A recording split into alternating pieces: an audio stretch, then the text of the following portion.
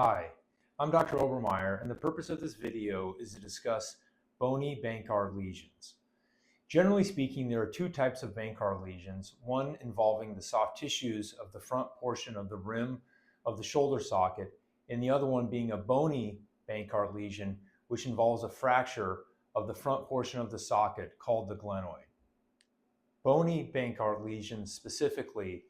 are concerning injuries to the bone of the socket, and as a result of the anatomy of the fracture of this location of the shoulder, can be structurally significant and place the shoulder at risk of ongoing instability, pain, as well as loss of the bone of the front portion of the socket where the tiny fracture occurs. Typically, bony Bankart fractures or bony Bankart lesions are a result of a traumatic injury where there is a significant load applied through the ball or the humeral head of the shoulder, usually a result of a fall or a traumatic sporting event. Bony Bankart fractures, especially when they occur in a younger athletic population, can be at significant risk of imparting an instability or a risk of subsequent dislocation or apprehension and loss of function and strength with the arm in overhead positions in this younger athletic population if treatment of these injuries is avoided. On the other hand, when bony Bankart fractures occur in a slightly older population,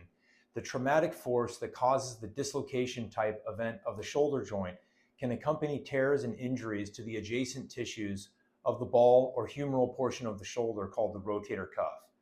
If you've been diagnosed with a rotator cuff tear as well as a bony Bankart lesion, these injuries can be at risk of ongoing progression of instability as well as tearing of the tendons of the rotator cuff. The anatomy of a bony Bankart fracture is generally a small piece of bone at the very critical portion of the front lower portion of the socket, called the antero-inferior glenoid, that as a result of the location of the fracture at this location, when these injuries are treated without surgery, sometimes a small bone fragment can dissolve, leading to what we call attritional bone loss. The loss of bone on the front portion of the socket can leave the shoulder at a significant risk of recurrent instability and limited function of the arm, particularly in overhead positions. If you've been diagnosed with a bony Bankart fracture and you are active and desire full functional return, particularly of overhead activities, you may benefit from arthroscopic repair, involving what we call a bridge technique, where there are anchors applied to the location of the fracture that allows a secure, robust, and reliable healing response at the location of the fracture site to preserve that bone and allow full functional return of the shoulder after recovery.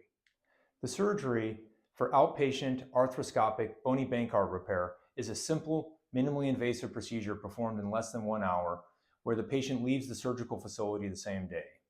The arm is placed into a sling to allow the fracture site to heal over several weeks, followed by simple initiation of exercises and activities with the arm in front of the body. After the sling is discontinued, after 4 to 6 weeks following the surgery, full resumption of routine daily activities are initiated. Full return of contact and impact sporting activities, especially with the arm in overhead positions, are resumed approximately 3 to 5 months following surgery, or sometimes longer if other coexistent procedures are performed, particularly to the rotator cuff. Please review our website for more information, and thank you for your interest in arthroscopic bony Bankart repair.